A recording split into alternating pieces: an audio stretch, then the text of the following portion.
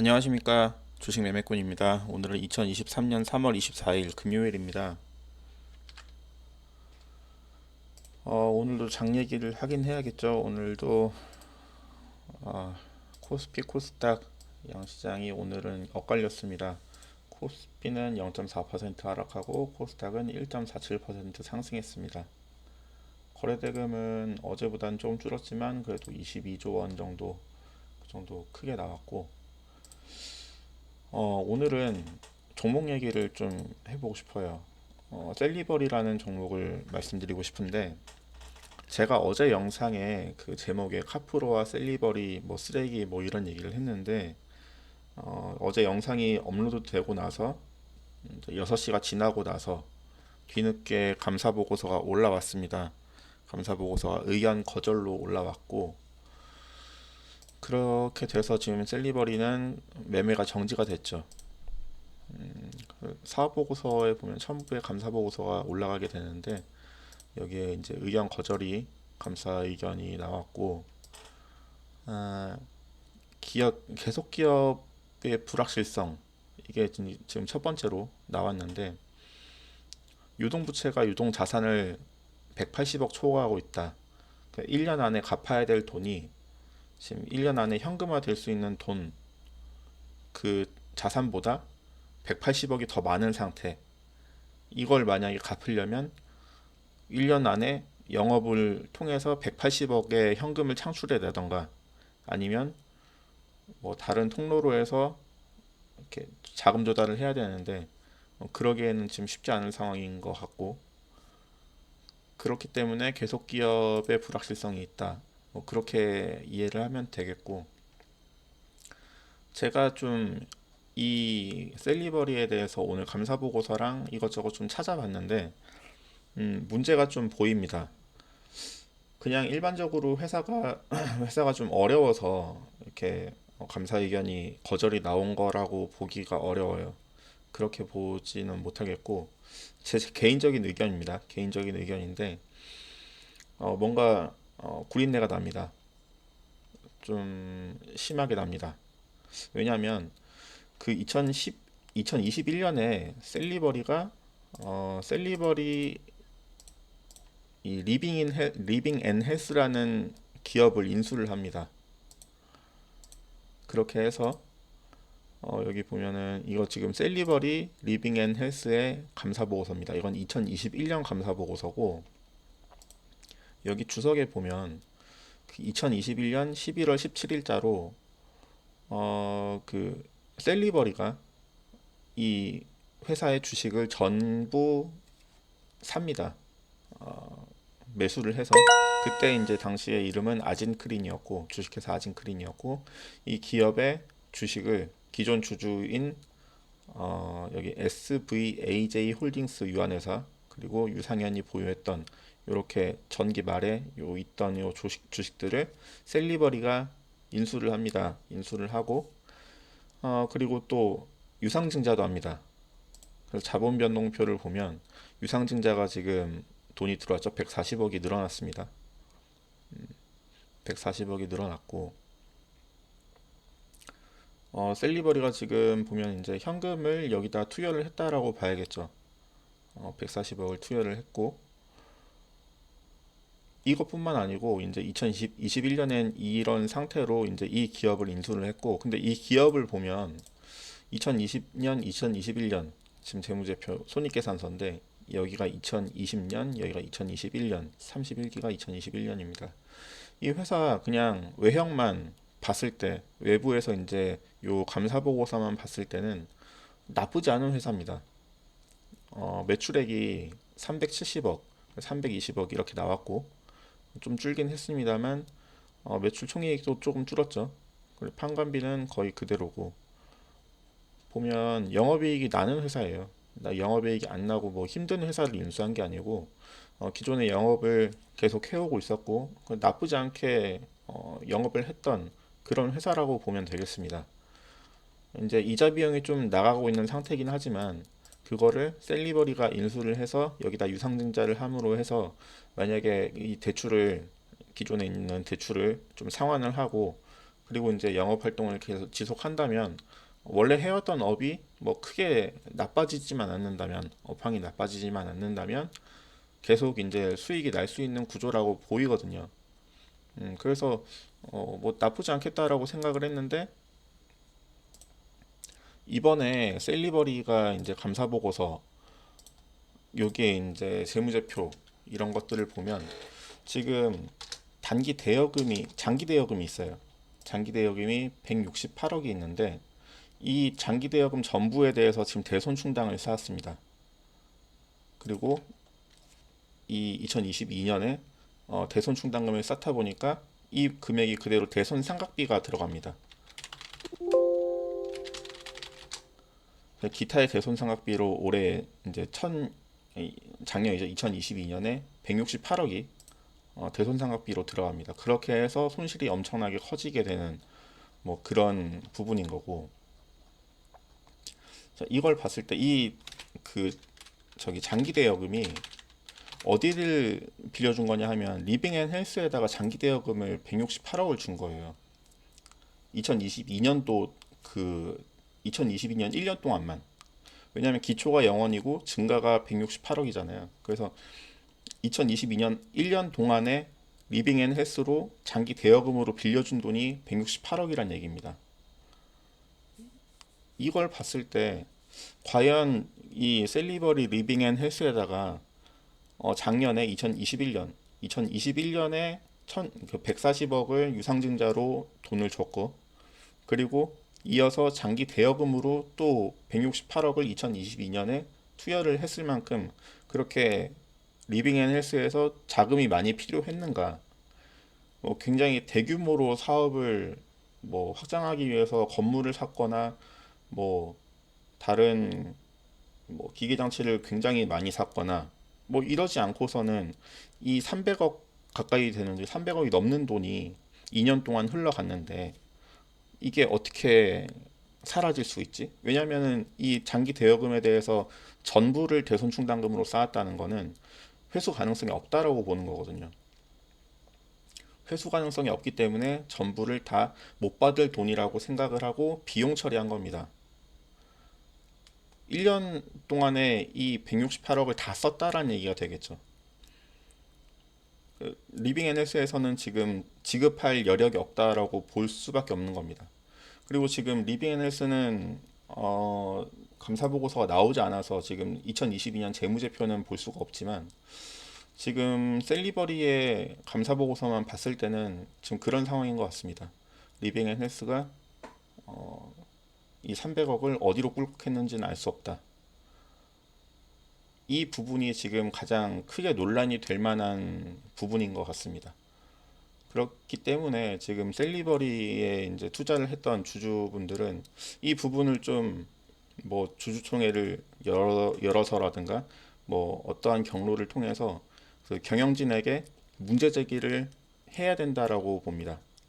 문제 제기를 해서 내역을 소상히 밝혀내고, 만약에 이 장기 대여금과 유상증자 대금 300억이 뭐 리빙 앤 헬스를 통해서 또 다른 곳으로 흘러 들어갔다면 이거는 배임이나 횡령이 될 수 있기 때문에 이 부분은 좀 강하게 좀 이슈를 만들어야 될 것 같다는 생각이 듭니다. 뭐 제가 전문가는 아니지만 뭐 회계사 자격증이 있거나 이런 전문가는 아니지만 단연간 이런 재무제표를 이제 분석하고 이런 거를 제가 많이 해봤기 때문에 이런 부분은 좀 문제가 있어 보인다라는 느낌이 강하게 들었습니다.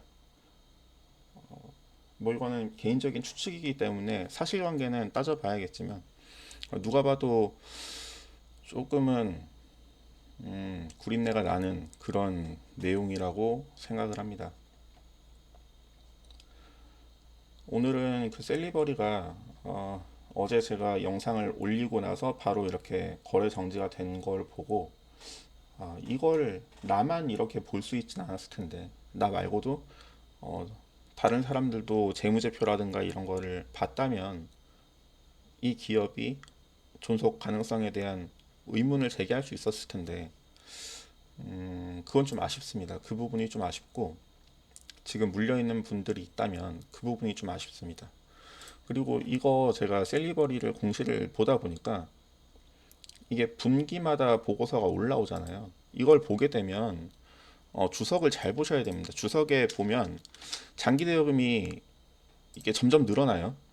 지금 이게 3분기 말 보고서인데 3분기 말에는 89억이었고 방금 전에 본 그 사업 보고서는 이제 1년 전체잖아요. 그래서 3분기, 4분기에 지금 168억이 보고가 된 거면 누적으로 보고가 된 거면 168억에서 89억을 뺀 나머지가 4분기에 장기 대여금으로 흘러나간 거거든요. 그렇게 보면은 그 3개월 동안에 무슨 자금이 그렇게 많이 필요해서 거의 70억? 70억 넘는 거의 80억 되는 그 자금이 그 리빙 앤 헬스로 이제 넘어갔다. 왜 넘어가야 했을까? 그 부분을 좀 알아보셔야 될 것 같고 반기 보고서도 한번 볼까요? 반기 보고서도 보면 장기 대여금 이때도 이제 45억이죠. 계속 이제 1년 동안에 계속 나간 거라고 보시면 돼요. 이 부분은 좀 한번 확인을 해보셨으면 좋겠다. 그런 생각입니다. 그래서 지금 굉장히 이제 흉흉한 3월이죠. 원래 그런 3월입니다. 우리나라 주식시장은 그런 3월이에요. 그래서 오늘 상한가 간 종목 보면 이제 MP대산도 어제 감사 보고서가 적정으로 뒤늦게 나왔죠. 8시 저녁 8시에 나왔습니다. 저녁 8시에 감사 보고서가 적정으로 나왔고 그 때문에 아마 상한가를 갔다고 볼 수밖에 없죠.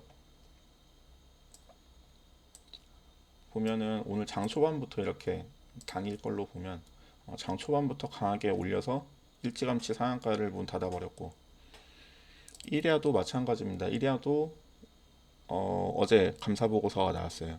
어제 장 6시 지나서 나오죠. 이것도 항상 보면 6시 지나서 감사 보고서 나왔고 이것도 오늘 상한가로 말아 올렸고 AT 세미콘도 어제 감사 보고서가 나왔습니다. 6시 지나고 나서 오늘 점상으로 올라갔고 이런 걸 보면 오히려 이거는 이해가 돼요. 이거는 어느 정도는 이해는 됩니다. 일단은 감사 보고서 적정으로 나왔기 때문에 1년간은 버틸 수 있겠다라는 생각이겠죠. 그런 생각으로 이제 매수가 들어왔다고 생각을 할 수 있는데 생각을 좀 잘해야 되는 게 이 세 기업들 있잖아요. MP대산 여기에 감사 보고서 보면은 영업 손실이 53억입니다. 그리고 이랴도 영업 손실이 54억이죠. AT 세미콘 여기도 영업 손실이 71억입니다. 이런 회사에 뭐가 볼 게 있다고 감사 보고서 적정 나왔다고 해서 이렇게 상한가로 말아올릴 만한 그런 일은 아니라는 거죠. 그러니까 이게 좀 모르겠어요. 이게 돈이 얼마나 많아서 이런 쓰레기 같은 기업들에다가 투자를 하는지 모르겠지만 기본적으로 회사가 영업을 해서 영업이익이 안 나는데 그런 회사에다가 내 소중한 돈을 투자한다? 전 이거는 정말 아니라고 봅니다.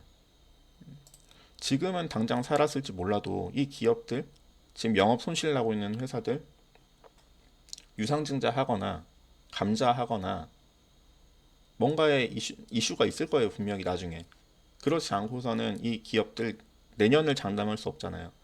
계속 영업 손실이 나던 회사가 갑자기 흑자 전환하는 것도 사실은 굉장히 어려운 일이고 뭔가의 사업의 대폭 구조 조정이 있지 않는 한은 한 2, 3년 동안 계속 대규모 손실이 나던 회사가 갑자기 선너라온다는 거 그거 굉장히 어렵습니다.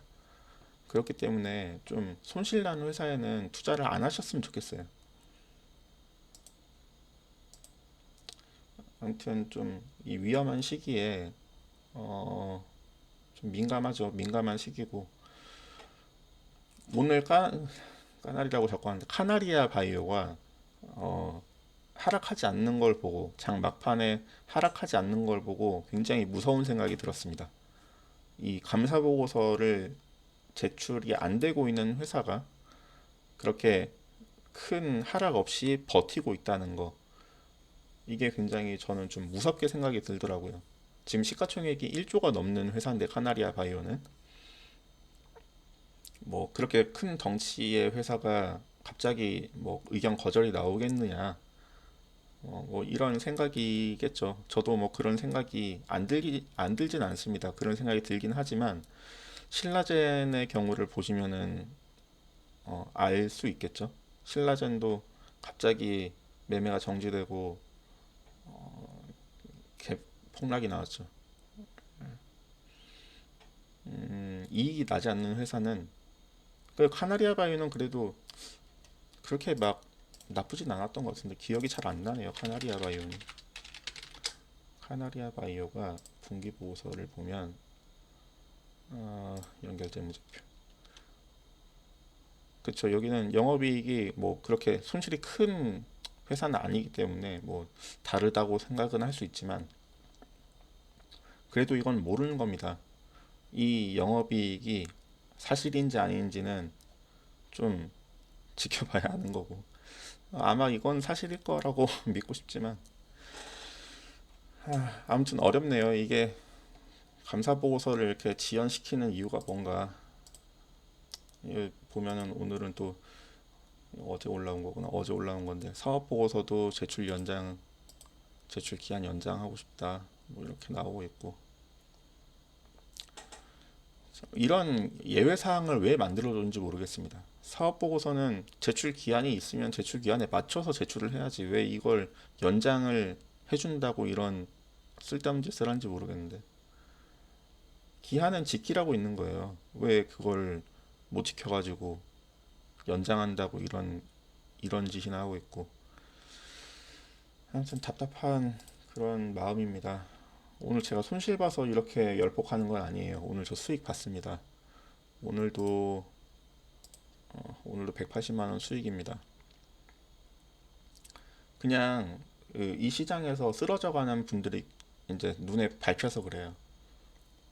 잘못된 투자 습관과 그리고 잘못된 자기의 원칙을 지켜서 투자를 하는지 모르겠지만 잘못된 방향으로 투자를 하기 때문에 상장 폐지에 맞는다고 저는 볼 수밖에 없거든요.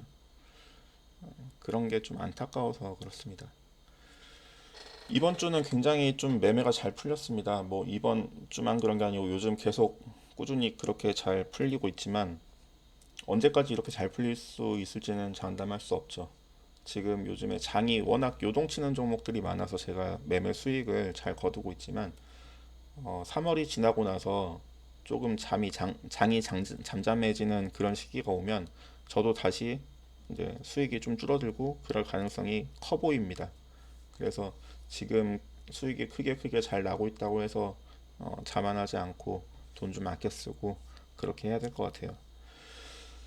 주말 잘 보내고 오늘 뭐 6시 지나고 나서 감사 보고서가 어떻게 나오는 회사들 나오지 않는 회사들도 있을 거고 그런 회사들은 주말 동안 좀 마음이 피곤하겠지만 그래도 잘 버텨서 좀 좋은 결과들이 있으셨으면 좋겠습니다.